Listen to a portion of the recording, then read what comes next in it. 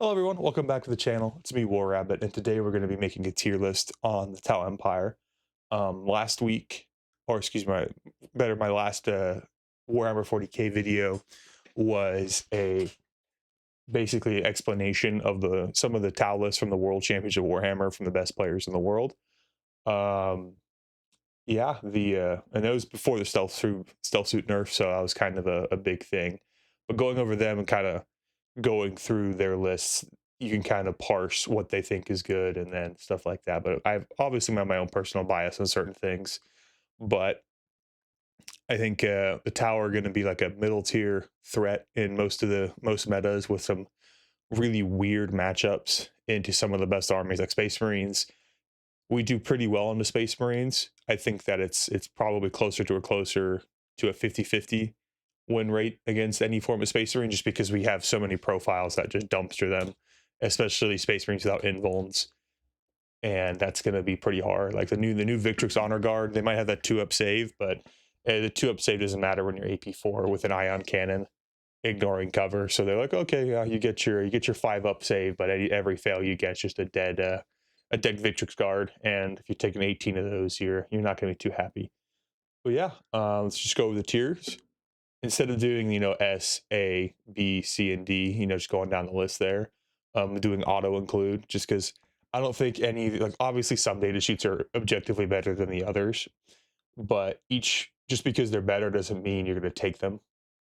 It's kind of odd thing to say, but if you played Warhammer before, you know that pretty much every unit is a context of what they can do. Like a Kroot Farstalker Kinband is going to be doing a different thing than a Riptide. Just because the Riptide does that specific thing better than them doesn't mean they're a worse unit, so to speak. They just don't do the same thing, and the points cost and stuff like that. Um, so they have different reasons of existence, and that doesn't necessarily make them better. But sometimes there is like, okay, yeah, Riptides are one of our better units type of deal, or Hammerheads are one of our better units, and taking them all the time isn't necessarily going to be as weird as a situational tech piece. But so auto include, obviously you're taking at least 2 units of them in every list that isn't a hyper specific list, and 3's probably not going to be terrible either, but mostly 2 of them would be in pretty much every single list that isn't hyper specific that you're building. List staples obviously are going to be units that you take at least one of in every list, and they're not a problem, so to speak. They can match pretty much every single play style, and if you go to playable, they're more, you can play them, you're not building any lists around them, they'll fit in pretty much anywhere and they'll work. They might not be as good as other things in that specific niche, but you just save the points. And the situational is they aren't good, so to speak, in every single aspect, but they're good at their one thing and they work really well um, in that one niche. And they may not be hyper, like it's more of like they're a specific tech piece or a tool in the toolbox that works really well in the specific applications that they're used for. When auto includes or are the hammers and everything's a nail, you got to find scalpel, which is situational. So the situational guys might be better than the auto includes in this specific application. Meme units, they're units you're probably never going to see. They're units that you are probably only going to see in meme lists. They're never going to see the board ever at all, if at all. But they'll work in something, doing something. And you probably guess what I'm talking about. Like if you play Tau, you know exactly what units I'm talking about. Some of the meme units, they're not terrible. Like right now, like there's one meme unit I think that's actually pretty good, but they they just they're just a meme, so to speak. But yeah, so let's get into it. We have starting off is going to be the Firesight Marksman. He is a forward operating spotter. So let's just go over to the data sheet. If we're looking at it, his shooting is mediocre at best. You probably don't, like, if you're shooting with him, you're just shooting, might blink off a couple wounds on something. It's not gonna be super good. His movement isn't super amazing. He's just a fire warrior. His main call to fame is going to be just being our cheapest spotting unit in the game, and he gets infiltrators. So with him being the cheapest spotting unit and a cheap character, he's a enhancement caddy, especially like Montcall. You're going to see him a lot because he gets strike swiftly. You can infiltrate forward. Infiltrators, I'm pretty sure, is you infiltrate first and then you can scout move. So doing that scout move, so you infiltrate your, like, say, stealth teams with him up, and he's got lone op, stealth teams don't. You can put him in the open. The stealth teams can go forward, and they you can strike swiftly them, move them into cover if you don't go first, or you can like strike. You can scout move. You can scout move like Riptides or something, or a bigger unit where necessarily them getting that extra scout, that extra little bit of movement before the game starts is actually really wonky because you can position them in the open. So that's just one application. Obviously, like Strategic Conqueror, he's pretty good to throw on there. He doesn't really die easily, and he's just a cheap little tech piece.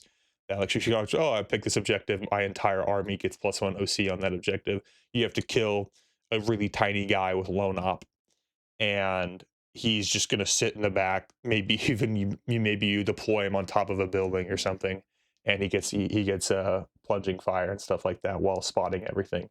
So I think he's a list staple because he can fit to pretty most lists, and with the nerf to stealth teams, he's still just going to be objectively our cheapest guy. And he's got that forward operation. Yeah, he gives up assassination points when they get that roll, but it's not necessarily the worst thing, but it's not necessarily the best thing. I think I could see him as playable as well, because if list staple is you take in 2 of them, playable would be taking 1 of them. But I think as an HQ, a list staple is pretty good. You could put a Firesight marksman in pretty much any list, and he's going to do okay. Moving on to Vespid. So let's just go over to their data sheet. Other, where are they? Yeah, so we're just do a quick rundown of each data sheet as well. So Vespid, they can come in 5 or 10 mans. You're only taking the 5. 10 mans don't work. They're really fast. You can put them on the board, but you probably don't really want to. I guess you could start them on the board, right? Because you start them on the board turn 1, you have them fly out and do something, like maybe keep the turn 1 deep strikes out the way or something like that. You span them out, and then at the end of their turn you pick them up, and then turn 2 you can drop them around. The 5, they can't really do anything damage wise. Like, yeah, the neutron blasters are good. Like, they're actually like strength 5 AP 2 damage. That'll blow the socks off with some intercessors, but it's not necessarily going to be the best thing. You get the 10 man and you get the special weapons. It's just not worth it. Unfortunately, it's just the way it is. But having that deep strike with up down potential makes them really useful as a harassment tool, and really useful as a as just an action monkey, right? They're 65 points. They're a little more expensive than a Firesight marksman, but I think they are a list staple in that regard, because they fit pretty much in every single list outside of maybe like hyper specific oops all Kroot hunting packs. And it's a very, not really niche, but like a core aspect of our objective control, our objective play as a faction, where we need some fast units, and these guys are just the perfect unit for, like, if you took a Vespid and put them in you put them in like Space Marines, they'd be one of the best Space Marines in the game. Like 65 point action monkeys that can move around the board wherever the hell they want. Like, yes, please sign me up. It's just that Vespid specifically in the Tau aren't as strong as that in that situation. Moving on, we're going to go to Darkstrider. He is a commander, or specifically an HQ unit, that he is infiltrator, leader, scout, 7-inch move. So he's moving with the Pathfinder teams. He has that +1 to wound when he leads a unit. He's okay leading Pathfinders, because Pathfinders just do a lot of damage. But his main thing is the jammer field. 12-inch denial is pretty good, especially into some of the top armies at the moment. Like, you're looking at like the Raven Guard, Shadowspear, with all their uppy downy shenanigans and like reserve shenanigans. Jammer Ray's pretty good into that. But for 60 points, I don't know. I've seen some people. He has some a jank thing with Devilfish, where because Pathfinders don't have infiltrators, you can put him and you can scout move and stuff like that. You can scout you can infiltrate with a recon drone, your Pathfinders, and then you scout move your Darkstrider, and then scout move your Pathfinders into the Devilfish. It's like a weird jank thing you can do, where it's like an order of operations, even though they all happen at the same time. You're technically moving this unit first, and then you can move that unit in, and it works. I think he's okay. I think he's probably more situational than playable. Playable, he could fit into pretty much any. I don't think he fits into every list right now. I think just the Tau army list is just so cutthroat with points cost that we need every single thing to do something. What it needs to do, we can't just waste points in that regard. Where like you look at like Space Marines, where they can take not necessarily suboptimal units, but not the best units in their list and do really well, or say like Eldar or something like that, where they have specific they can do things and they can have a little bit of waste units. How they need, because we're not like a hyper competitive, I would say hyper competitive, like the top tier armies in the game. We don't have certain amenities, or I guess, or I don't even know how to describe it. Unfortunately, we don't have that specific. We can't just throw away points on something that isn't just 100% doing what it needs to do. Like a Darkstrider giving some movement tech to Pathfinders isn't necessarily something that needs to be paid for. But if it works in a specific list, it works in a specific list. That's why it's kind of situational. But he's not terrible by any means. I could see him if you're trying to use him. Exactly, that's what I'm saying. Situation. If you're trying to use him for a specific, I need anti-deep strike capabilities. Darkstrider goes from situational to auto include, right? Because that's what you're using it for. He's anti-deep strike. Oh, I need my Pathfinders to have +1 to wound. Like this one unit Pathfinder squad. This one Pathfinder squad needs to be extremely hyper lethal. I'm gonna play around them, using recon sweep and the Devilfish, so you can't pop them. Auto include, right? That's why he's more situational. So that looks like a Trail Shaper. I'm pretty sure that's a Kroot Trail Shaper. So I'm just going to make this pretty quick. All Kroot characters, except for, I think, the Lone-Spear, we'll just get those out the way. Except for the Lone-Spear. So we'll talk about the Lone-Spear next, but we'll just get the Kroot characters out the way. I think the main 3 Kroot characters, being the Trail Shaper, the War Shaper, and the Flesh Shaper, are all situational. They all do a hyper-specific thing, which is buff the heck out of Kroot. War Shapers you can use outside of Kroot Hunting Pack, but so I guess they're more playable than these two. The Flesh Shaper gives. Let's go with the Shell Shaper first. Add that one up. Shell Shaper, obviously, it's giving you Kroot trail finding once per turn. You can do a reaction move to prevent them from charging you. You get Infiltrator, you get Scouts, so you can give that to your whole unit, so you can infiltrate Kroot squads. They go into Carnivores and Farstalkers, and then ambush. After all players, you can move them into Strategic Reserve, which is good. And that's not really going to be useful, especially at 55 points, because they cannot be a caddy for, like, you can give them Fusion Blades, right? Like, I'm surprised what WAP is saying they can give them Fusion Blades, because it's they have to have a Fusion Blaster, so they can't take any of this. But I guess these are more enhancements, not necessarily what they can use. But yeah, the you go to Flesh Shaper. Flesh Shapers give you a Feel No Pain for your Kroot squads and stuff like that. So it's like, okay, if you're taking Kroot, these guys will work really well, right? They get Sustained Hit Weapon 1, and then they get the Feel No Pain 6, and then if they kill something, they get they destroy an entire model unit, they get a Feel No Pain of 5. In any other detachment other than Kroot Hunting Pack, they aren't going to be useful. I think they're the Darkstrider situation, where if you're trying to buff your Kroot outside of Kroot Hunting Pack and maybe even Auxiliary Cadre, they're just not good. Like, your Kroot have one specific objective, and they are to just screen, and giving the guys that have a 6-up save, like a 6-up feel no pain, when they're 1 wound models isn't going to work out. And you look at like the Flesh Shaper. I guess the Trail Shaper giving them movement shenanigans is nice for like Farstalkers, but it's kind of hard to say. The War Shaper is the main one that I think is okay because he's slightly just better because he's got the War Leader and he can just point out. He's cheap too at 50 points instead of 55 like the other ones. Like these guys, Trail Shaper's 55. I'm pretty sure Flesh Shaper's also 55, but he's a 50. So he is technically cheaper than everybody. No, sorry. The Trail Shaper, the Flesh Shaper is still pretty cheap. But the War Shaper, he is slightly stronger and he gives you that -1 command point for your Kroot squad. While it's you don't even really think about like, oh, okay, you have Insane Bravery is free.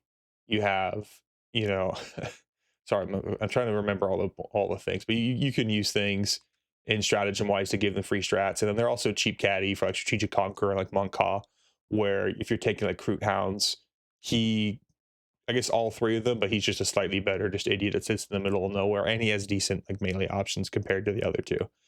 He's not necessarily better than them. I just think he's more playable because you can attach him to Kroot, and then you can have your Kroot do things like throw grenades or something.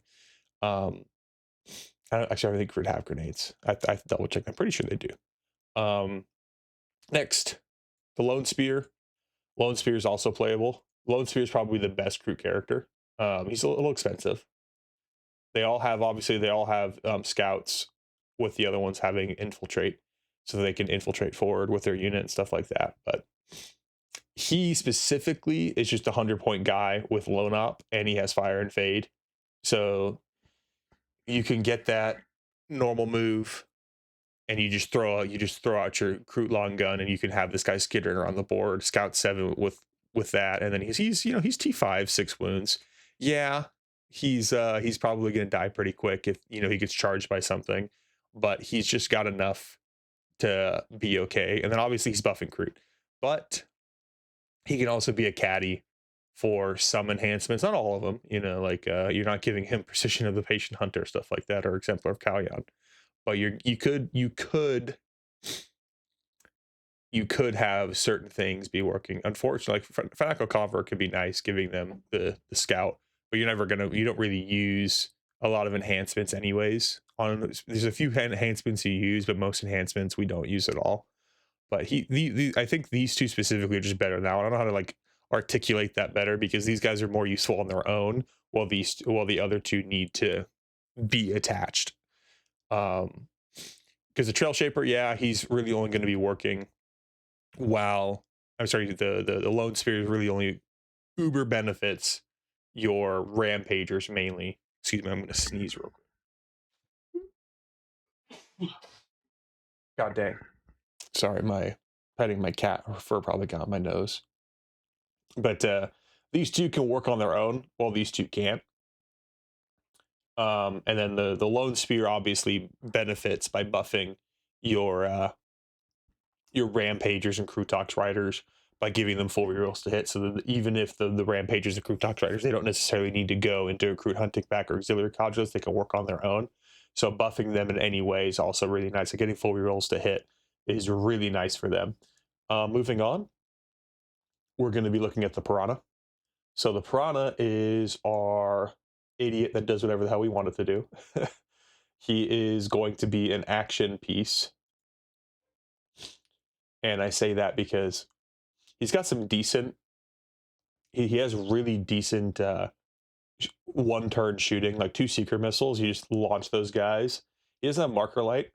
He is a vehicle, so he's T7, 7 wounds. He's basically a Scout Sentinel, I guess you could say, for the guard. And you just he scouts 9 with the 14-inch move, so he's 23-inch move. You put him in like Monka, you get at least a plus, so he's 24 plus D6, so he could be a 30-inch move vehicle, and he's pretty small. He's a pretty small dude. He's got quite a bit of damage with a single fusion blaster shot. It doesn't really matter as many of the 2 Seeker missiles that you shoot out. and then he gets the twin pulse carbine. Like, you don't really care about drone harassment. Like, if it works, it works. But it's mainly that he's just durable enough. You can throw him on a, you could move block, you can throw him onto a forward objective and make him hold it. And he's pretty hard to kill, so to speak.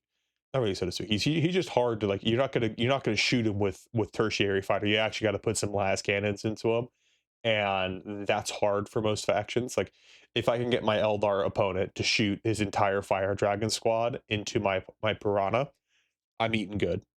You know, there's this, like, oh yeah, if you charge my Pirahna on your natural objective with your Khorne Berserkers, and then now they're in the open, I'm happy.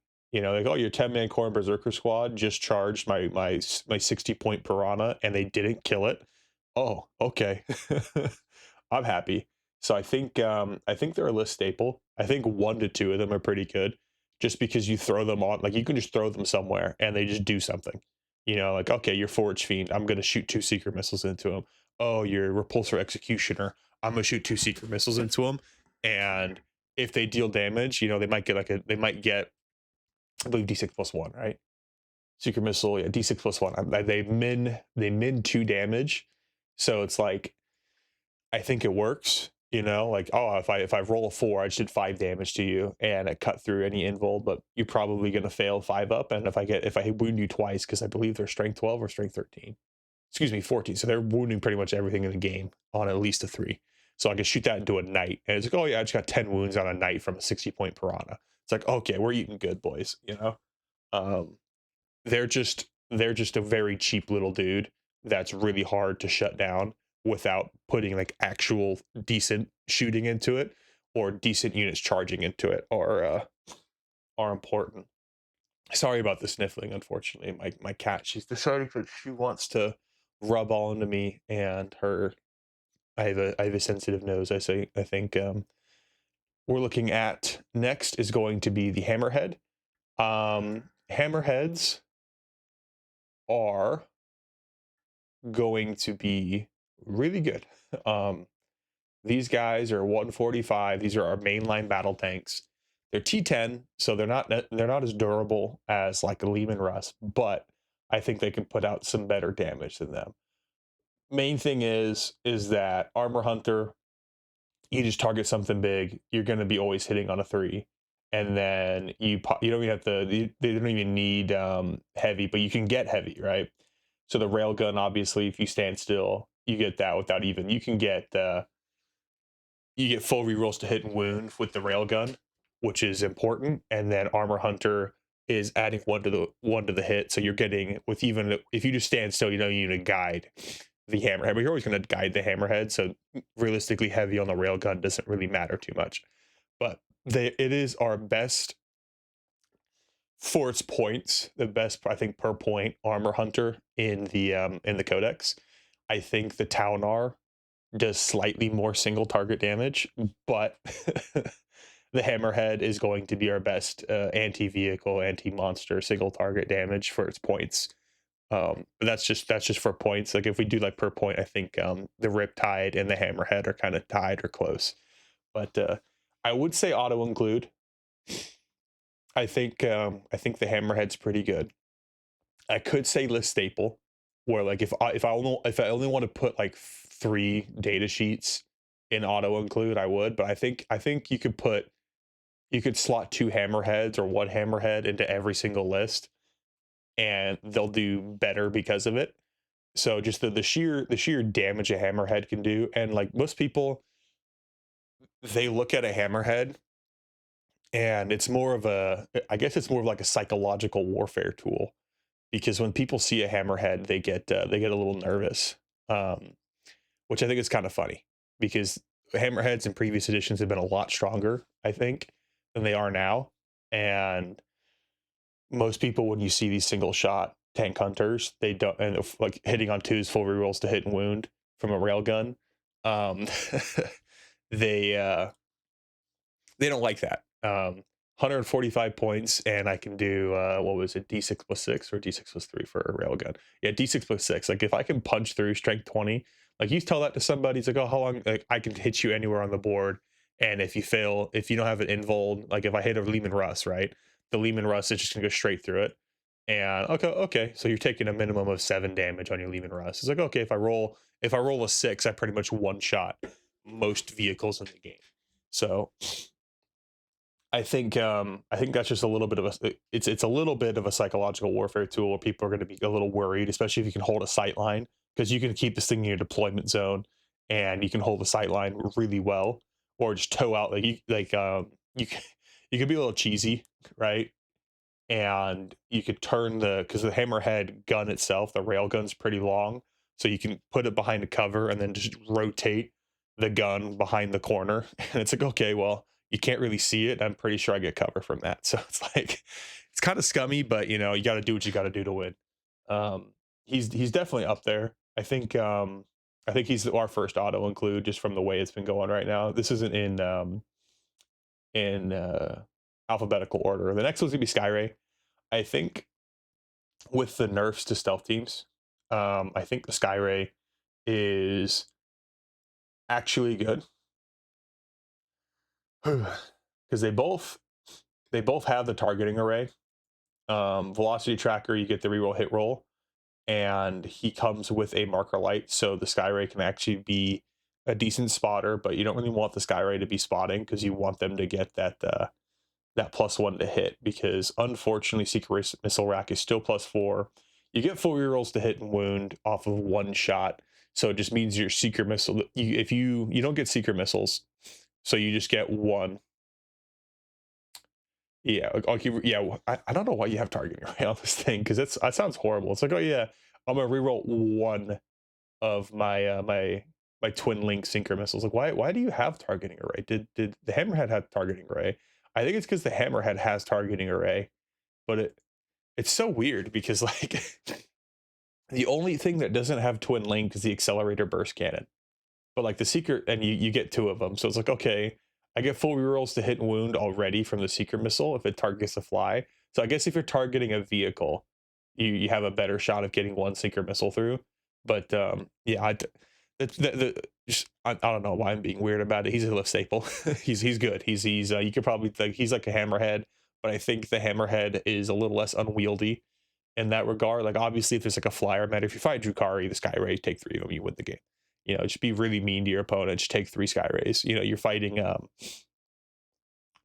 If you're going up against Tau, Skyrays are good, right? It's like, oh yeah, 3 d6 +1 damage shots with twin linked, and they're strength 14. It's like, oh yeah, I get full rerolls to hit and wound against your crisis team. There's only 3 of them, and I got 3 shots, and they're AP 3. So with any form of AP increase, my my Skyrays can cut right through your entire unit. Like there's nothing you can do. It's like, oh yeah, you have like a fire knife team. My Skyray pops out and blows it off the board, and all you get left is the commander. Because I'm gonna kill you. You're not gonna get any point of extra AP, which is extremely possible. I just pick up a squad that is only like the same points cost. Like, okay, that's pretty good. But I guess in the mirror, the Skyray is pretty good. But yeah, I think it's just a list staple. It's really good. It's a good armor hunter, not as good as the hammerhead, because the hammerhead's like the armor hunter, like the premier armor hunter. It's probably one of the best anti-tank, anti-monster options in the game, like out of all factions, just for the damage output. But I think Skyray is going to be our close second. So if you max out on 3 hammerheads and you need more anti-tank, the Skyray is going to do it for you. I believe this looks like a SunShark bomber. We'll just have the RazorShark and the SunShark. So whichever one's which. This one looks like the SunShark. We're putting him in a meme unit. He's not good. He's probably one that I wouldn't I don't like too much. Because obviously SunShark bomber in 9th edition was decent. He had some special rules. He was one of the reasons why they had to nerf flyers alongside the orc flyer, where they can't come on turn 1, they can only show up turn 2, and he doesn't get his pulse bombs until turn 3, and that kind of sucks. He gets, I believe, 1 secret missile. Yeah, he's armed with 2 secret missiles, so he's just in the more, he's he's basically 2 1/3, 2.5. Sorry, yeah, 2 1/3 piranhas duct taped together. So it's like, what are you doing there? You can't use tank shock like piranhas can. You know, you're not tank shocking with the piranha normally, but you know, it still works. He's a flyer, so he struggles with that, and he just doesn't do anything. He's got 2 iron rifles, while the RazorShark has more shots in general. Um, he's just not good. Like, he just doesn't have the output he needs to work, and I think that's the main problem. The twin missile pod looks like to be the better choice. I don't know why you wouldn't use the twin missile pod over the normal missile pod, because it's the same exact thing, just you get twin linked. So what's the point? Yeah, it's just, it doesn't have anything to increase his damage. It's just doesn't do a lot of damage. It's a T9 guy, so I guess you could argue that, because he can't, because he's he's an aircraft, he can't hold objectives, so he's just always going to struggle, and he doesn't do much that something else in the faction doesn't already do better. And I just don't see him. Now, in contrast, the RazorShark's actually okay, which is kind of funny. The reason why the RazorShark is okay is because he gets built in +1 to hit. Just because he's targeting units that can't fly. His quad iron turret is, you put that in auxiliary cadre, you get AP3 on the overcharge, and he's okay. 8 AP3 strength 8 2 damage shots hitting on a 3. That's pretty good. And then you get he can get for the greater good. I believe he can. Right, yeah, he has got the faction. And does he not have for the hold up? He has the faction word for the greater good. I got to double check that. He should be able to benefit, because I think, yeah, so yeah, he does benefit from marker lights. So you can get him hitting on 2s with 8 of these super plasma shots, and he gets 2 secret missiles as well. So he's 170.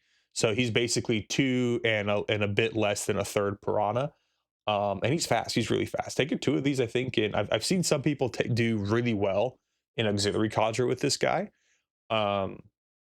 Obviously, he's just a really fast vehicle, and his whole shtick is the quad iron turret, and it works. It works really well. That twin linked, because of the way we don't have rerolls to wound anymore.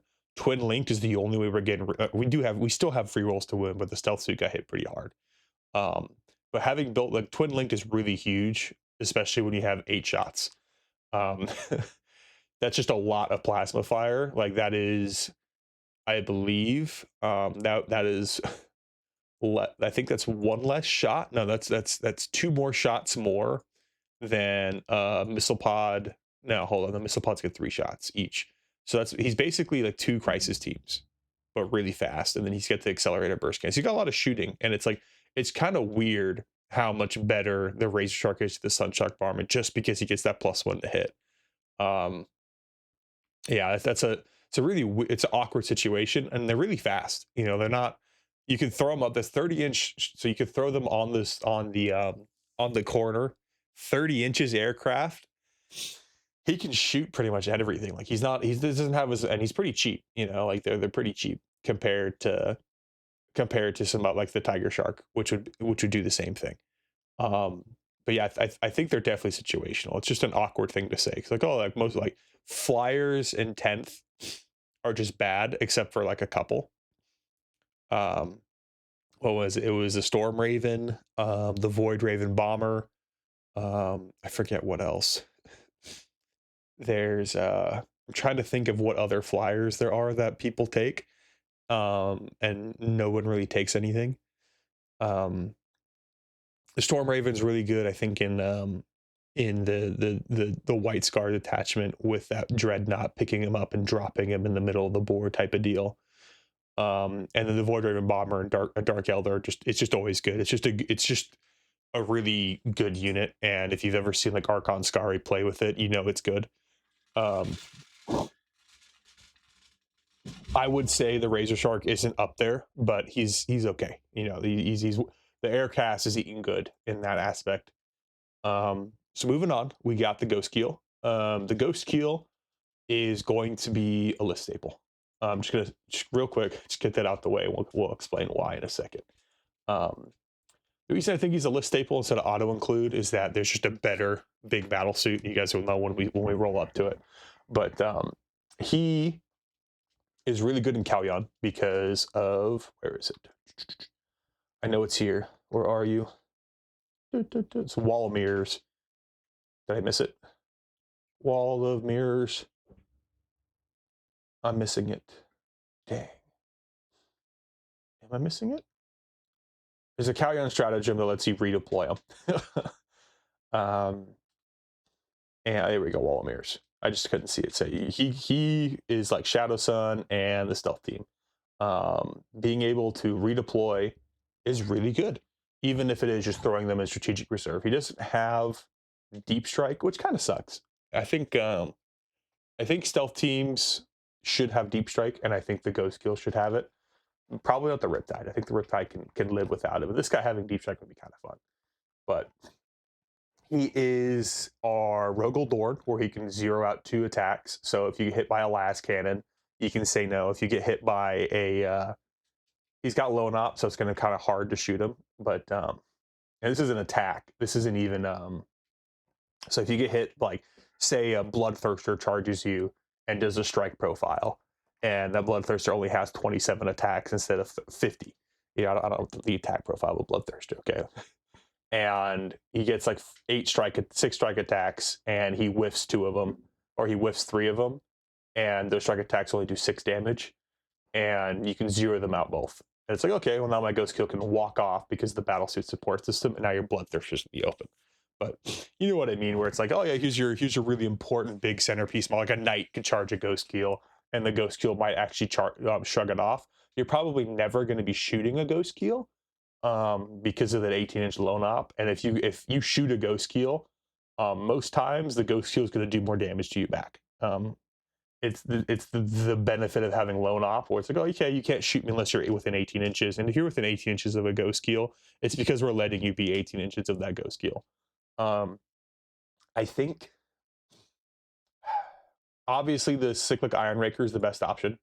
The problem is that the Fusion Collider is only 18 inches. 18-inch is okay. In Experimental Weapons Cadre, getting 12-inch Meltha is pretty fun, and you can shoot outside your lone op, but because you have to get so close compared to the cyclic, I think the cyclic iron is just better in this aspect. It's kind of like the RazorShark, just without twin linked, obviously. So like, he's 116 instead of 170, and then he's got the 2 stealth drones. You can get a twin link flamer. Obviously, I think the best option is always going to be the twin linked fusion blaster. He does not have. He doesn't have marker light, which is okay because I think he doesn't need to be a spotter, but he can, in a pinch, you can spot with him. But he's just, you infiltrate him up the board on his own, right? He's just too durable. Toughness 8, 12 wounds. You throw him. He's basically a Pirahna if you didn't want that Pirahna to die to anything. And you throw him up there, and he sits on an objective that you infiltrated on, and he sits there the whole game. He's probably, jiggles a bit on the objective, moves forward to try. He's one of our only like forward operator pieces that we can trust to not die in a clapback. And he can get some really awkward angles with that 10-inch move. And because he is the battlesuit support system, lets him fall back and shoot with fly is such a the thing about fall back and shoot and fly is that when you fall back, you can fall back forward into your opponent rather than actually falling backwards towards your board line. So you can just fly over the guys, and then you can take an objective further in while shooting them in the back. So it'll basically just be, you get charged, the guy charges you, here's your fist, and you go wee, and you're over here now. So that if they want to keep fighting your Ghostkeel, they got to move backwards, which is good because it's pulling them away from your actual firing line or an objective. Because okay, well I got my 5 assault terminators bounced off, which I think is unlikely because he's only T8. But your blade guard veterans bounced off, and they only did 4 wounds instead of 137 or something ridiculous. You know, infinite wounds. Now he went further and he took my home objective, and the stuff on my home objective can't fight him. So I have to move my blade guard back. Yeah, I'll be able to catch him because he fell back and he only moved 10 inches. But he advanced, so he got a 6 on the advance. So and he's got advanced and shoot or something stupid because he's in Monka. And he just moved 16. He took my home objective. The stuff on my home objective, he just cleaned up with his shooting, and now I got to move my blade guard brick back to my home objective. Well, it's turn 3, and it took me 2 turns to get him into the midfield, and now I got to walk back. So it's like, it's just one of those things where it's what is going to happen in that regard, and that's why I think he's so useful. He taking one of them's pretty good. I think 2 in Calyon's pretty nice. I know that there's a funny list where it's like oops all lone ops in auxiliary cadre, where you have him like 3 Ghostkeels and 3 Krootox Rampagers squads walking up the board together, because you can't shoot the Rampagers because of the Ghostkeel, and you can't charge the Ghostkeel because of the Rampagers. And either one's just going to keep fighting it out. So we're going to do the next meme list. Well, we'll just say next meme, the Tidewalls. They're supposed to be the gun port as well, but there's just no image, so they'll just be. Can I duplicate? No, I can't. The Tidewall, they're memes. They're not good. I think I think the drone part's the best, just because he's got the I can shoot everything rule, and he gets benefits of cover. So it's kind of a meme if you get a Tidewall. Like you get the cheapest Tidewall and you throw it in front of a Taunar. The Taunar has cover. So it's a meme, but it's a funny meme. I think they should have given it 7-inch move. Now, there's a way to fix it, obviously. It's to give them for the greater good. Give it 7-inch move, and all of them 7-inch move. So it beats walking, and make them all, and give them all for the greater good, and then it'd be okay. They would be okay. Not amazing, but okay. I think they might go, they'd still be a meme unit, but I think they'd fit. The Tidewall is probably the only one that, like, if you give that thing heavy and for the greater good, and you gave it a 7-inch move, you're going to have these really funky, cheap hammerheads just rolling around. So that's kind of funny if you want to do as many railguns as you can fit in a list. So we got past those guys. There's nothing we can really talk about. They just suck. They're too expensive. They're just too expensive, which is too bad. I think they're one of the only fortifications in the game that can be useful, because they have movement, because they can actually move. They're the only stuff in the game that can be good. Because if you like the Fire Strike servo turret, it does a lot of damage and it has a small movement range. That's good. Like there's like actually people taking them in competitive lists because it can move and it has insane shooting, comparatively for what it costs. So that's just one of the things where I'm like, it's so close to being okay, mediocre, that it's like, why don't they just do it? But yeah, that's is there 2 piranhas on here? Okay, we'll get viewer law pro. We'll do the white piranha as the gun rig, because I think they just doubled up on the piranhas there. Or maybe they're treating, it looks like that one's got a burst cannon, that one's got, I just took the sample list, sorry about that. If there's any units listing, I don't think there is any units missing, but yeah, definitely we'll use this white piranha as the Tidewall gun rig spot. So he that'd be the gun rig. So moving on, we have a list staple popping up as Rampagers. Rampagers are our best melee option in the entire game. They are the most efficient Kroot datasheet, and surprisingly, they are something that scares pretty much everybody. if you've ever charged with a Kroot Rampager squad, you know what I'm talking about. So yeah, Krootox Rampagers, they are our best charge unit. And if you've ever done a charge with the Krootox Rampager, you know how much damage they can put out. For 170 points, I think they're actually a little under costed at this moment. That's just because like I think Tau just like, oh yeah, if they ever do well, they're just gonna get crushed, you know what I'm saying? But they're gonna get crushed in any nerfs or anything like that. But the main thing is that the Krootox Rampager, like one Krootox Rampager can do grenades every turn, and you'll get them within 7. You throw grenades, right? You get the grenade keyword, so you can throw grenades, and that'll do a ton of mortals. That'll do like if you max roll, you get 3 or 4 mortal wounds. I think it's 3 mortal wounds, and then you charge in with the line breaker. And line breaker does Hammer of Wrath, and then also does a battle shock test. The battle shock doesn't matter; it's mainly the Hammer of Wrath mortals. Where if you have like custodians, a custodian squad that they fight on death, right? Doing mortals in the shooting phase and the charge phase, but not killing something in the fight phase means they can't fight on death anymore. So it's just a very interesting way to go around those difficult to maneuver units that Tau struggle to fight. Like Victrix Guard are going to get dumpstered by Krootox Rampagers.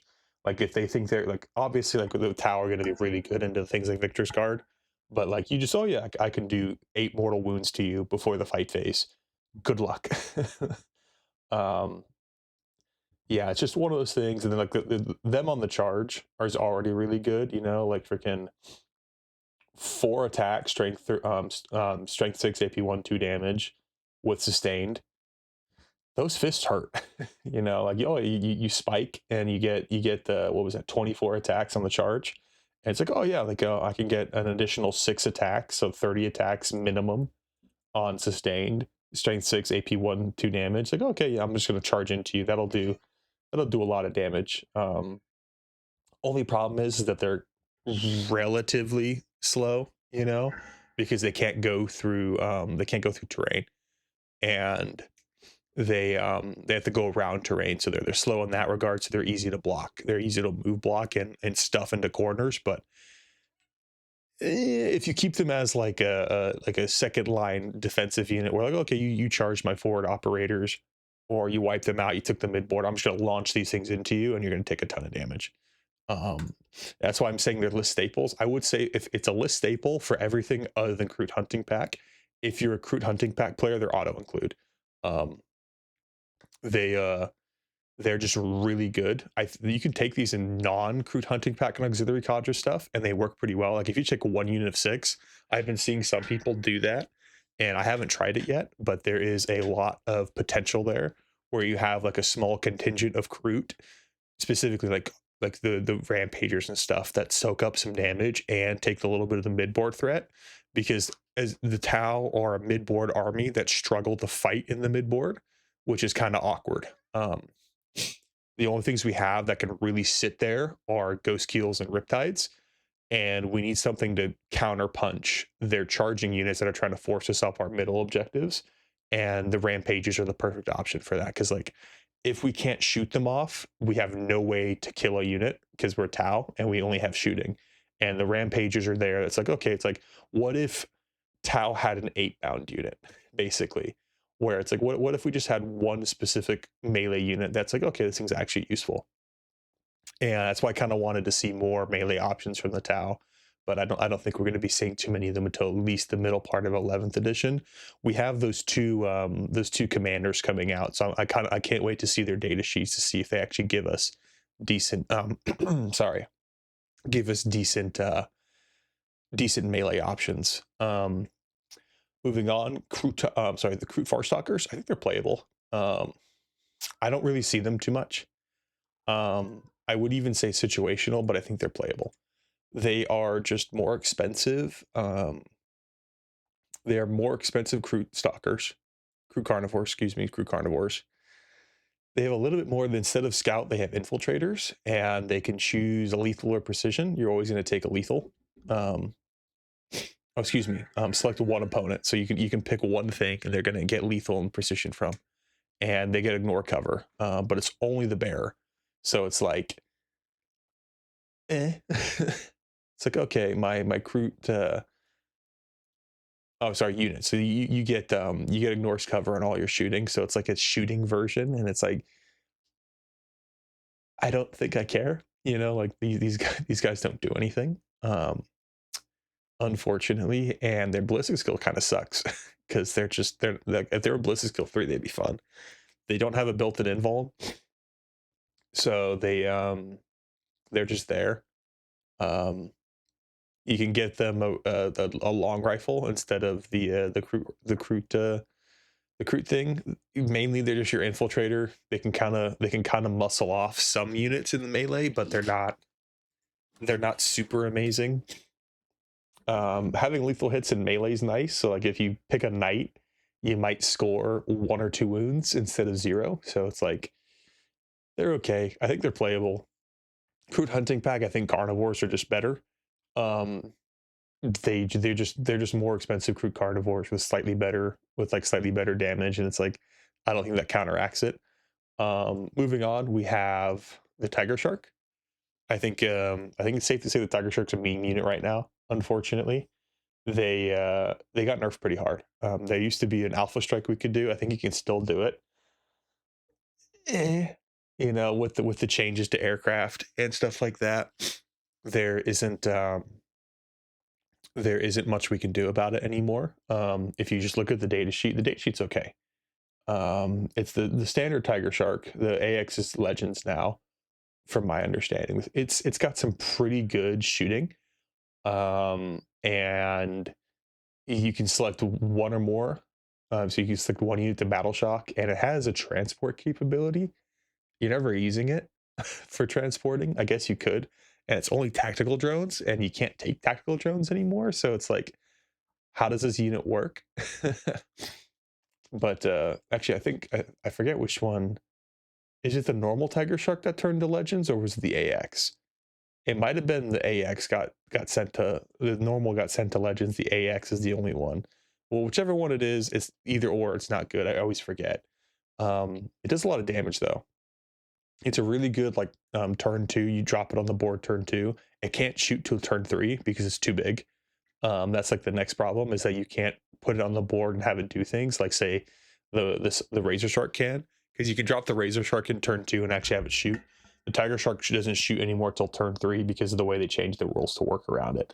So that's what kind of makes it a meme unit now, where the only way you get it to shoot turn 2 is a rapid ingress. So you go your opponent goes and you rapid ingress in your opponent's movement phase, and you're not going to really be able to kill a Tigershark in 1 round of shooting if you don't know it's coming on the board yet. So and then start of your turn 3 you can shoot. So it's, if you go first, you kind of can't use the unit, unfortunately. But yeah, it's just it's just the way it is. This looks like a breacher. I think breachers are list staples. Let's go over to their data sheet. The reason I think breachers are list staples is because, oh my god, my nose. Excuse me, I'm really sorry if you guys can't stand the sniffles. I really apologize about that. I didn't have it before I started recording. Now I do, which is unfortunate. So breachers, they're our best infantry shooting, just out right off the bat. I think Pathfinders are close second. Pathfinders are better into vehicles, but the breachers are just better. They do pretty well. You can get them. They don't necessarily need to be ignores cover, because they can get ignores cover through they get an extra AP through a stratagem that helps them ignore cover, but it's not the best stratagem, but it works. It works. These guys have reroll wounds if they're on an objective marker, which, you know, like realistically, if you haven't played the game, you like in like a lot, you don't realize how much fighting over objective markers you're doing, obviously, because the objective markers, of course, you're gonna be fighting over it. But you get this in a Devilfish, and you drop them out of the Devilfish and shoot. They're gonna delete most infantry in the game, and if they don't have an invulnerable save, they do pretty well. But yeah, these guys are mandatory combo with the Devilfish, and you drop them out. They're just expensive. They're just really expensive, in my opinion. They're toughness 3, so they die to a wet fart. You know, it is what it is. But their damage aspect, 10-inch range. You don't even think about 10-inch range. The 2 attacks, so they don't, and they have assault, so they just have built-in extra shooting. They're just good. I think you could take 1 to 2 of these in it with some Devilfish, and you'll do okay. Cadre Fireblade, I think he's playable. I think he's more situational though. I think playable you could play on their own. The Cadre Fireblade needs to be played with a breacher. It'd be kind of cool if if he could lead a Pathfinder squad similar to Darkstrider. But yeah, he's just okay. His whole claim to fame is that he gives an extra shot to breachers. Okay, so it's like, yeah, he gives like a 33% increase in damage. No, sorry, 50% increase in damage to a breacher squad for half their points cost. So it's like, how does that work out? I don't know. He's okay. I think he's more situational than a playable, because he's basically exists only to buff breachers. You don't just excuse me. You don't take just a random Cadre Fireblade and just throw him on the board. You might for a enhancement caddy, but I don't know. I think Firesight marksmen are just superior in that role. Now we're getting to the commanders. Let's see. Do we have? It's just the one commander. It looks like. So I think they're a list staple. I don't think you need to take commanders all the time anymore. In 9th edition, you had to. Now, if you're taking crisis teams, you're taking a commander. I'm just going to be honest. The commander is like a third of the shooting of a crisis team. So we can do like enforcers, cold star. Cold stars give assault and 12-inch move. They're okay. They mainly, their whole point is that they're just giving the cold star, and they ignore modifiers. I believe you have to pick. Yeah. To 3 of the following could take duplicates. So you're pretty much never taking the weapon support system, unfortunately, because you need more shooting, and you just have them join like a fire knife squad, and they ignore all that. Be the enforcer, they're basically the same. The cold star makes you move faster. The enforcer gives you a basically +1 to your armor, when in reality it just reduces the AP by 1. So if you're getting shot by if you're being shot by high AP units, your armor save is now a 2, effectively. They just fit into every single list. I think if you're taking a crisis team, you're taking a commander with them, because it's just so much more damage, and they're effectively they're priced competitively with the suits themselves. I think you can make you can make an argument for Starsight's not needing them, but Sunforge and Fire Knives definitely need their commanders. Devilfish. Devilfish is an auto include if you're taking infantry. So I think you could say list staple or situational. This is kind of like you don't take Devilfish on their own because you can't, because it's dedicated transport.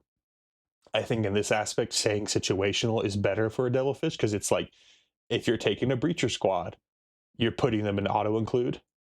If you're taking a Pathfinder squad, they're auto include, but you don't necessarily need them, you know. But they're playable. They're highly situational in the fact that they're dedicated transport, and their sole purpose is to just shepherd your breachers away, further in faster.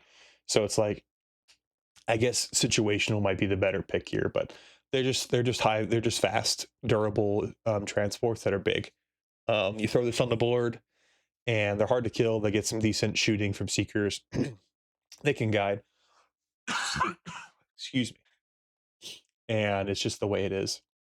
Ethereals, another playable unit. I would say that Ethereal is also a list staple. He's the cheap guy.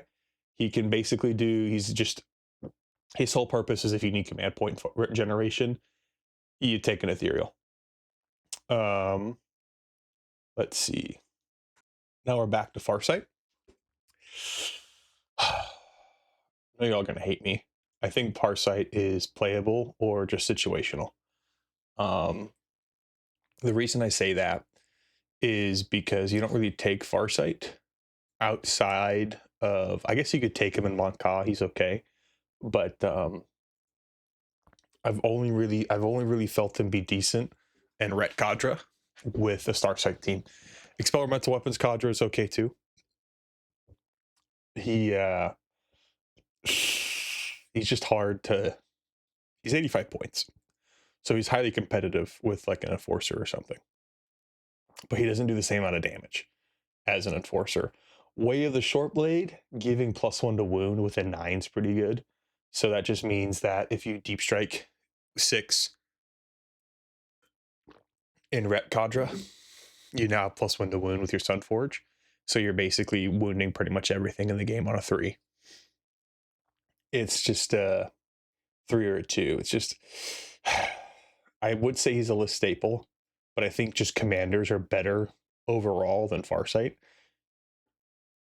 It's just hard to say because I like the model. I like playing him. He just, by himself, he doesn't add much that a commander doesn't, but that +1 to wound is actually massive. And the obviously +1 to wound also means that you get +1 to wound in melee, because it's each time a model makes an attack. So melee attacks are within 9. So he gets a Dawnblade. He's getting a strength 6. So he's pretty much wounding anything in the game on 2s below strength 6. So it's okay. He doesn't have marker light, obviously, so that's unfortunate. So he's not a spotter. But if you take a marker light in your team, he doesn't really like. If you're taking Farsight in a Starsight team with flamers, he doesn't necessarily care about reroll 1s because he's ballistic skill 2, and he doesn't really need a marker light because he's ballistic skill 2, so he can't get better. Ignoring cover probably the only thing that matters, but it's only 2 plasma rifle shots, so it's like you know what I'm saying. Just strike teams, I think they're playable. I don't think they're better than the breachers. I think they're just playable. I think we'll move on to them. Where is it? Strike team. They're okay. I think that obviously the pulse rifle is the best option. It's only 1 attack at 30, but it's a little bit longer range. I guess pulse carbines are okay. Like, I think mathematically, pulse carbines do less than the pulse rifle because if you're within 30-inch range, they're better, and if you're within 20-inch range and 15-inch range, they're the same. So longer threat range tends to be good. Suppression volley is okay. The support turret being able to subtract 1 to the hit roll on infantry, it's good because it also affects melee. So you can kind of support turret and you can throw that out 30 inches behind wall and you hit it and you like hit like a Victor's Guard. And now they are, instead of hitting on 2s, they're hitting on 3s, which is okay. It's just there. I think the main problem with Tau infantry outside of Pathfinders, specifically the Tau, like actual Tau infantry, not like Kroot or anything like that. I think the main problem with them is that they can't go in units of 5. Like a strike team being 35 points, for a 5-man guy, or 35 points or 40 points for 5 would actually be pretty good. I think that'd be okay because they just be an idiot, sit on the backfield and zone some things out while doing some decent damage, almost like an intercessor squad. Why everyone takes like 1 5-man intercessor squad? Because you can just leave them on your home objective secure it, and you actually got decent shooting from it. But it is what it is. Kroot Carnivores are auto include. I think Kroot Carnivores can go into every single list and they'll do well because they are exactly what we wanted from a unit to do a job, and their job is to die. Their job is to scout forward, move 7, zone out in the backfield, zone out in the front, die in turns 2, 3, and absorb some stuff, and you get objective secured on it. And 20 OCs nothing to scoff at.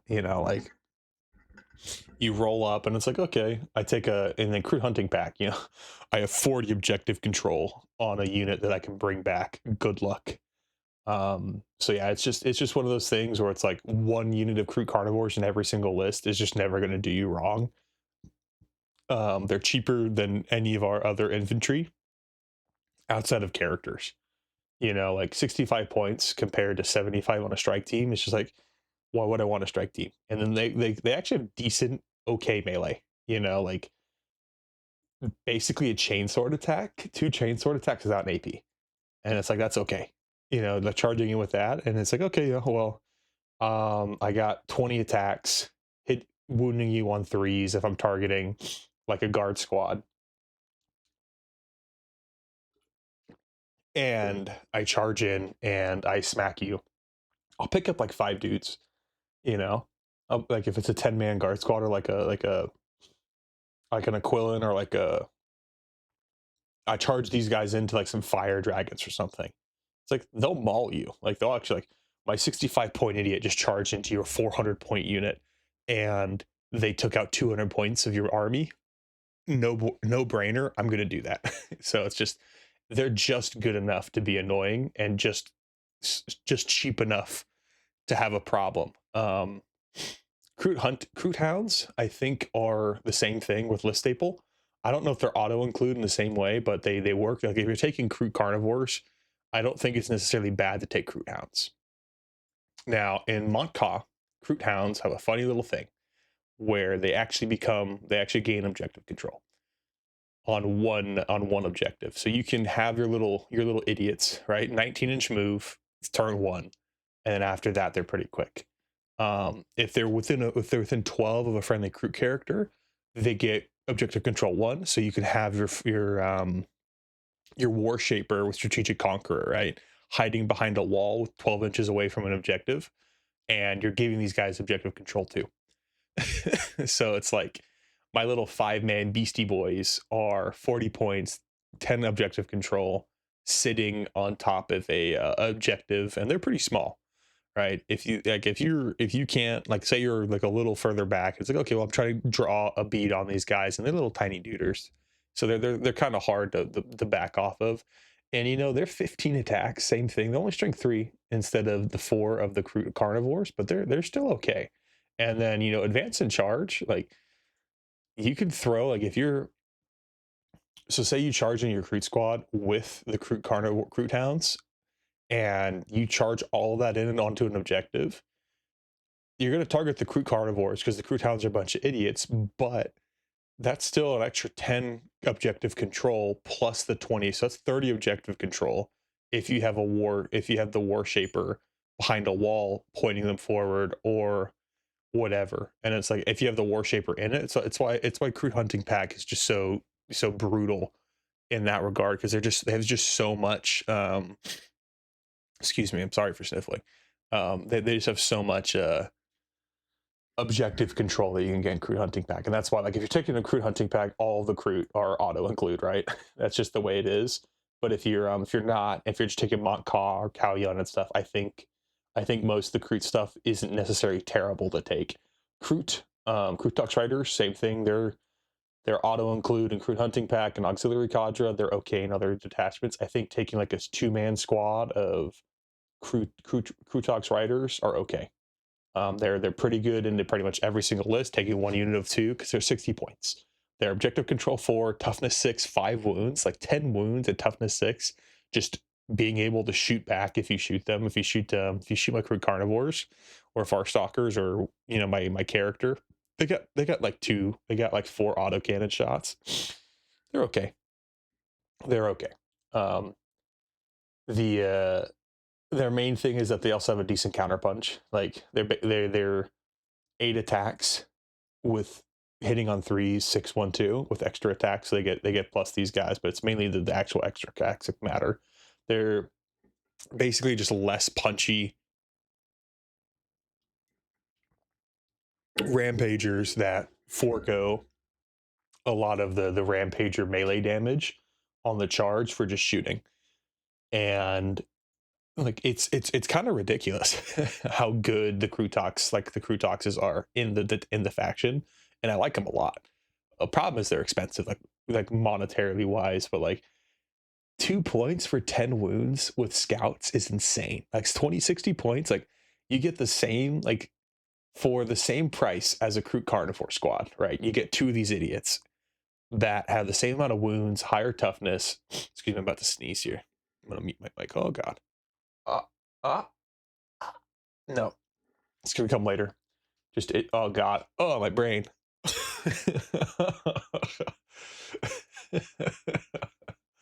But yeah, I think the Krootox Rider is really good comparatively to like the Lone-Spear. Like these guys are just, they're fun. I think I've really grown to like them because I think like a unit of Kroot Carnivores, like 2 Hounds, a unit of 2 of these guys, and a 6-man of this, you can kind of staple that into any list and it'll do okay.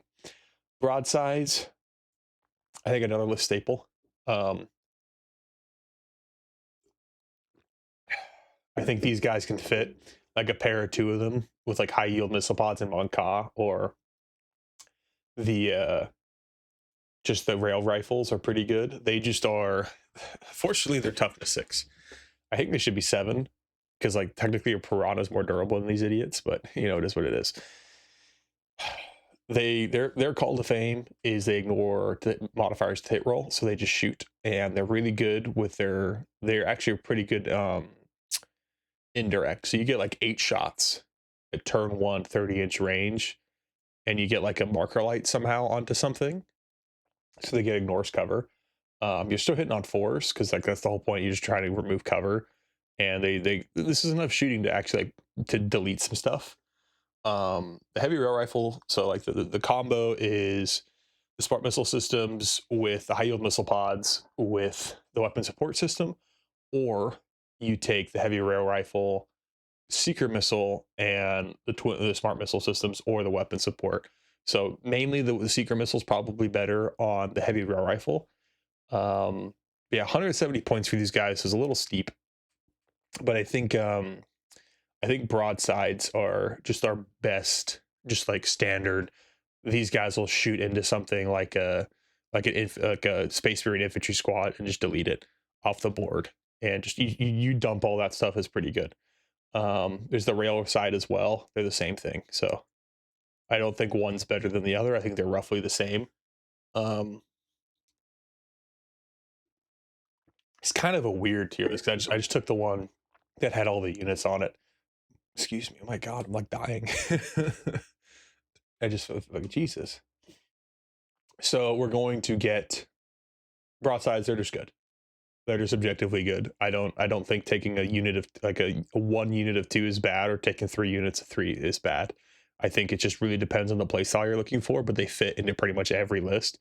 Like 2 broadsides to the rail rifles versus a hammerhead is okay. Like Kaoyan is pretty good. Monka tends to be the best option for them because of the way that like the coordinated to engage, like you both target 1 unit and just delete it with an extra AP is pretty good.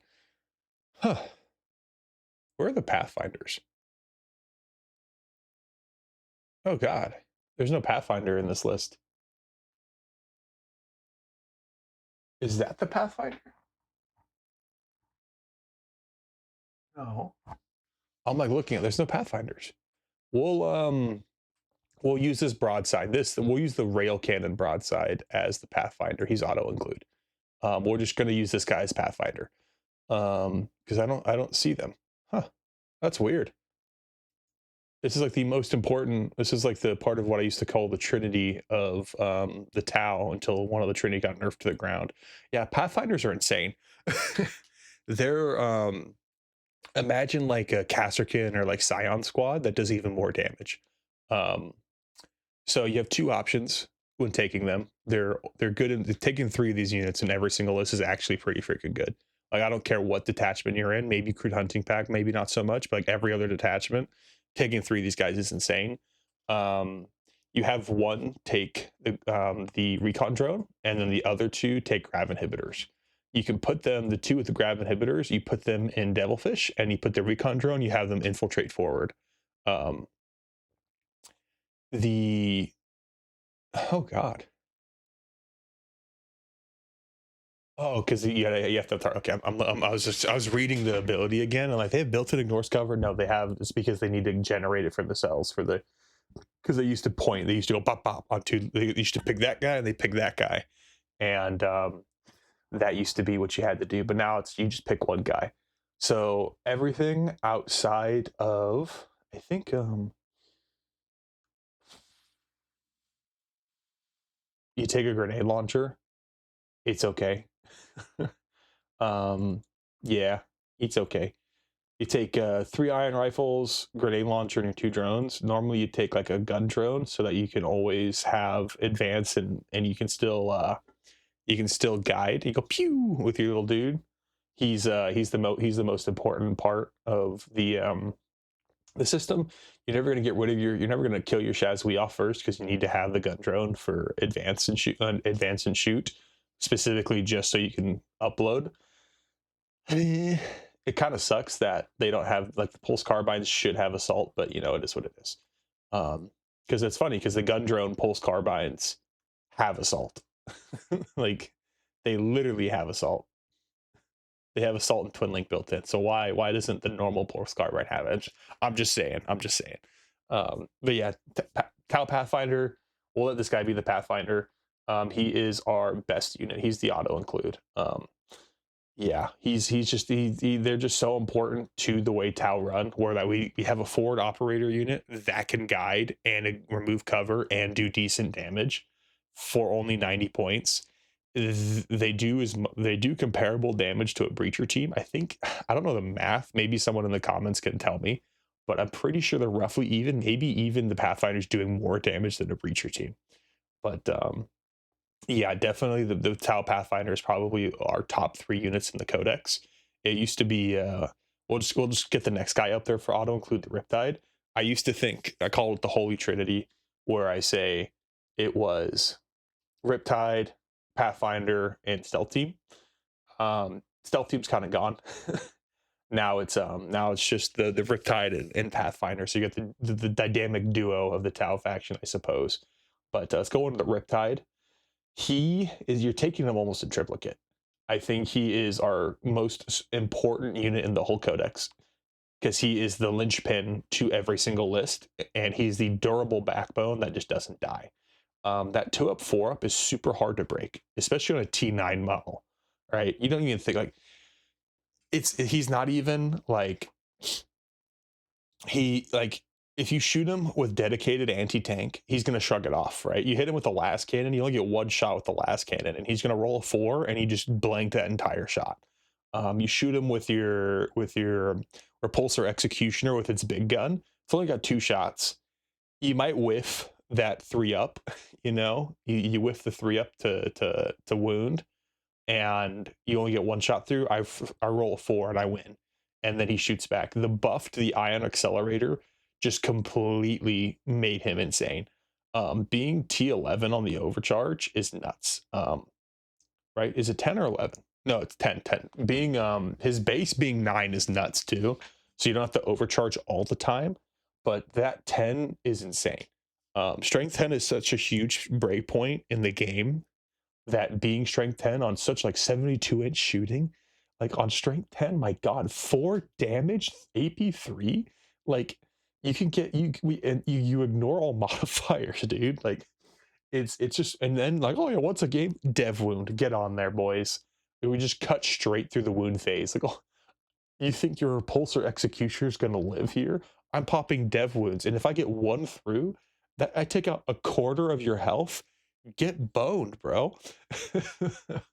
It's just one of those things where it's like, damn, dude, that's nuts. Um, you just get a dev wound and you just chuck it, and it's like I don't care. Like, oh yeah, cool. I just skip your armor phase, and like if I roll hot, get like 3 6s on the wound, I can kill pretty much like I can half health a night. Like it's just one of those things. Like I'm not even 200 points. This isn't even a fraction of my power. You taking 2 to 3 these guys is insane. Um, I want to say the smart missile system is the better option out of all 3 of his little dudes. because he just shoots better. Yeah, it's 3 shots. Okay, but he can do a little, like, one thing Tau struggle with is volume of shots, and this little guy, with these guys, he also gets 4 strength 7 shots. Like, come on, guys, this is he makes sense to be our. He is the quintessential best unit. I think if, like, he goes up 10, 15 points, we're kind of boned. If he's 200 points, we're screwed. Like, there's nothing we can do.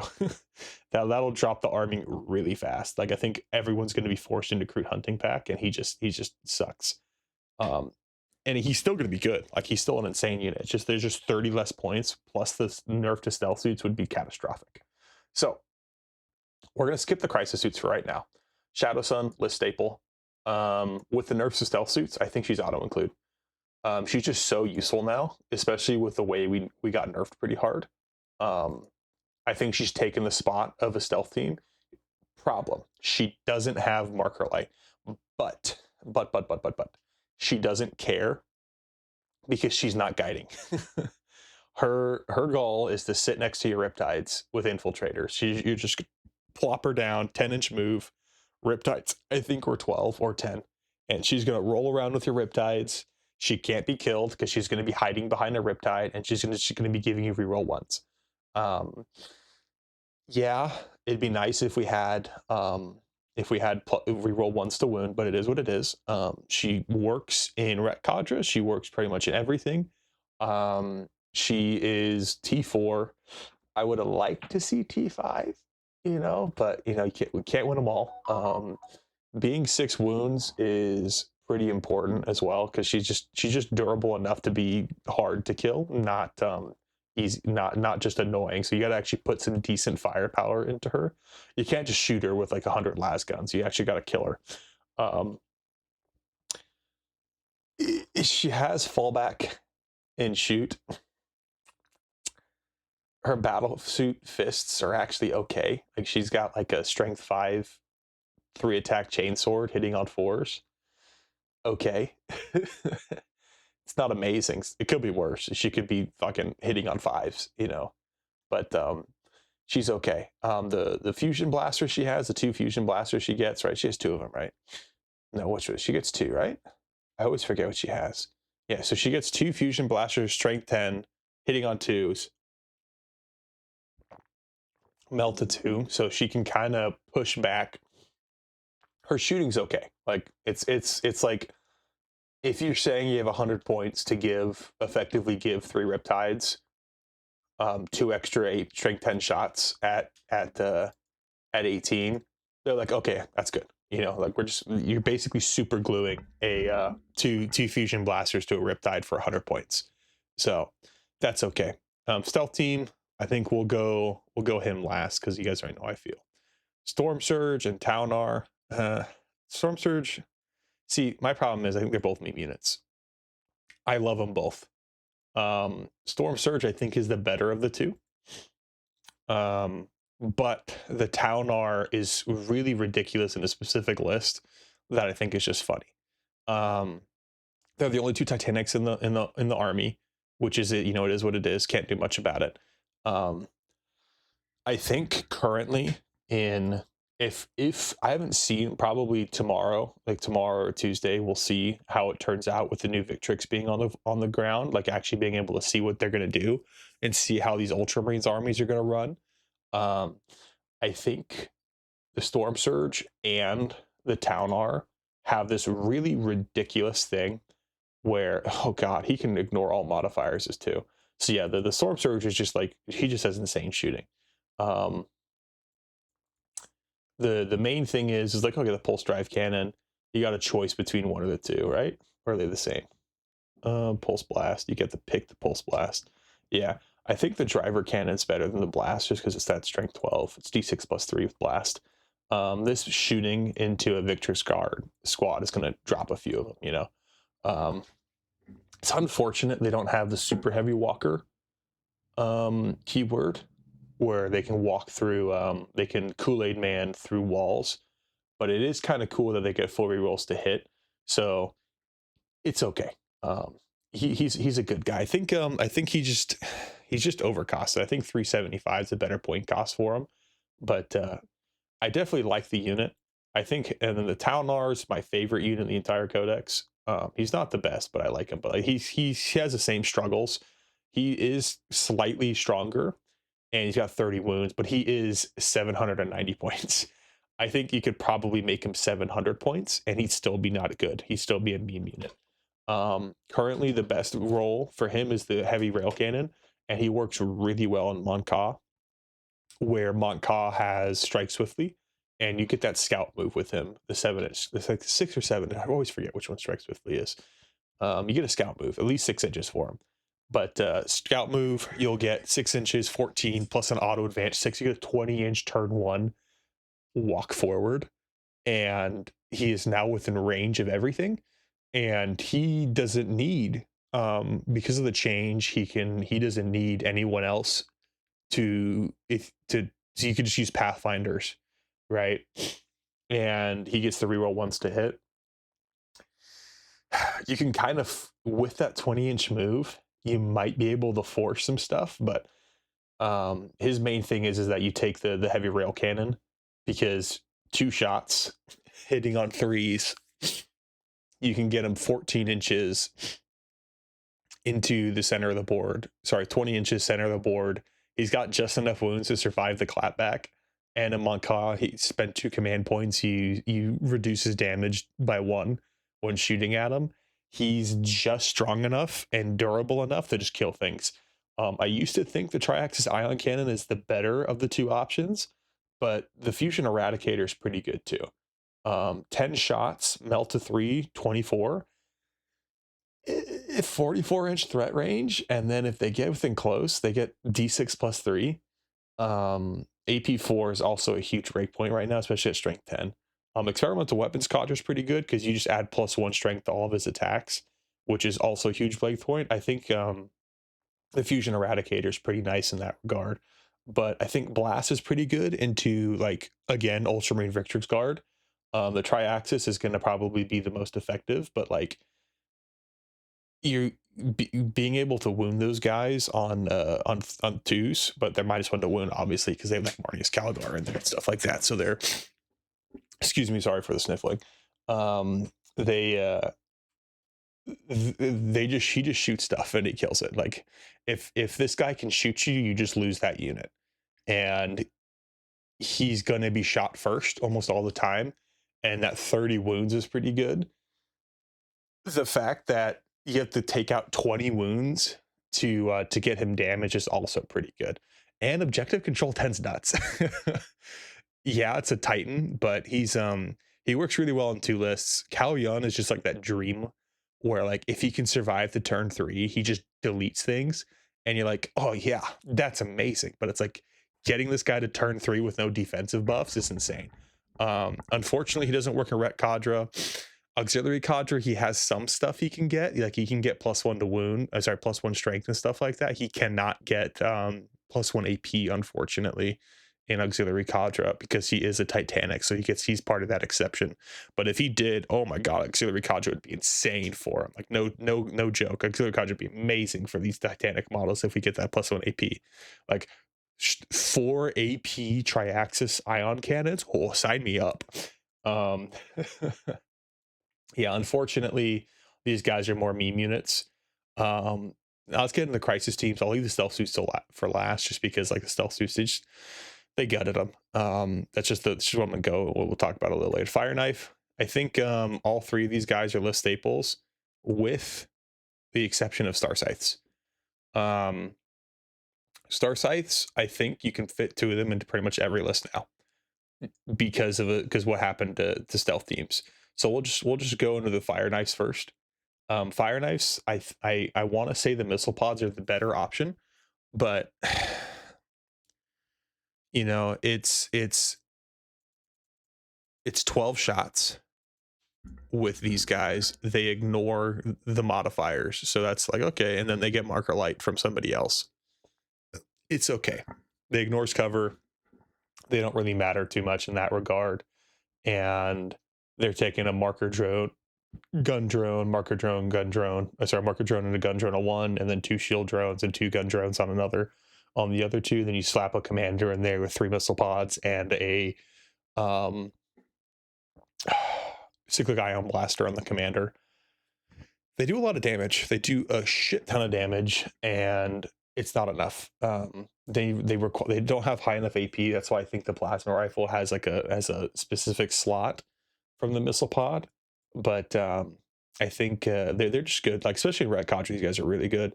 I can see taking one unit. Like if you're gonna take one crisis squad, any of the 3 of them will be okay. You know, any 3 of them would be okay.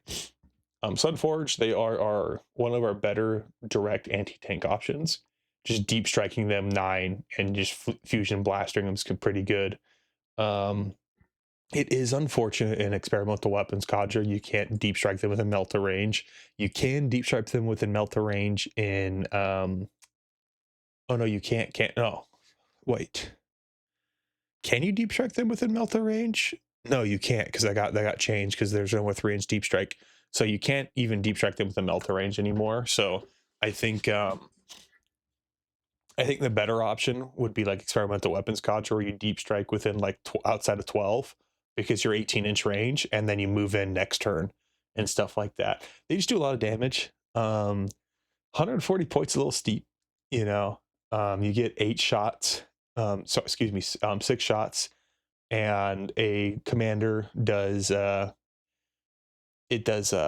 words. It does 4. So commanders basically for like 100 points, you get effectively the same amount of shooting from a commander, is what it is. And my problem with crisis teams is that they do good. Like they exist. They do what you need them to do. Almost never survive the clapback. I could have sworn these guys had a 2+ save, but they only have the invul. And forces are nice, obviously. I think the reason why I say Starsights are the best is I really like the flamers. Starsight flamers are kind of nuts, especially if you're trying to use, like, the burst cannon ones are going to struggle without marker light support, but the flamer ones don't need marker light support, right? Because they have ignores cover. They have built-in ignore cover, and they auto hit, right? So they can shoot when they fall back, so they have that 10-inch move. You can throw like Farsight in here. You can throw an enforcer, or you can even throw a cold star and like in Ret Cadre, and you can give him the internal grenade racks, so they can kind of fly through and drop bombs and stuff while flaming everything. And because they don't need marker lights to do their damage, they can be the marker light unit, and for 110 points you effectively get a higher damage stealth team now. So I think crisis teams are going to be pretty good. Like now you have to kind of, obviously they're all AP 1 shots as well. The burst cannon needs support while the flamers kind of be on their own, but I can also see the burst cannon being good in like experimental weapons cadre or even Ret Cadre. Outside of that, Kalyan, Montka, I think flamers are the best. Auxiliary cadre, I think flamers are still the best. You're not taking these guys in Kroot hunting pack, but I can definitely see like burst cannons being okay, because you get the high output weapon, or whatever the hell it's called, the experimental weapon in Ret Cadre on a cold star with his cold star high yield burst cannon, or high output burst cannon that's like insanely stronger or something. And you have like a really shooty list where you have like the 18-inch. Yeah, 12 inches is kind of hard, but you also have you have a marker light unit that can just completely dumpster things in Overwatch, which is also really good.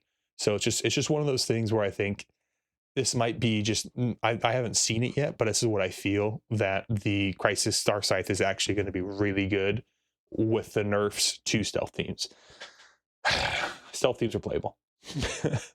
They went from being our best, one of the best units in the game for Tau, to being, in my opinion, one of the worsts overnight, which sucked, because when I saw the kill team, I knew it was going to happen, that they were just going to completely delete our unit, and they did. 110 points is too much. 100 points would be okay, Because like now you literally have to say, what are they doing? Oh, they're giving us reroll ones to wound. Well, like half of our good units have built-in rerolls. Broadsides have built-in wound rerolls. Skyrays and Hammerheads have built-in wound rerolls, right? They're twin linked. Most of our stuff's twin linked, or breachers get built-in wound rerolls. It's the Kroot don't care because they get rerolls from elsewhere. Pathfinders don't care because they're never benefiting from a stealth team. The only one that really cared was the Riptide and maybe the Ghostkeel. But the only one that cared was the Riptide. And now that they're gone, it's like, do I really want to spend 110 points to give reroll ones to wound on my Riptide that just got a +1 to wound effectively on everything in the game? No. I don't really care on that. Like, the Riptide already wounds most things on a 2 anyways, so it's like it just sucks. Because I think you could probably take one of these, and that's why I'm saying they're playable.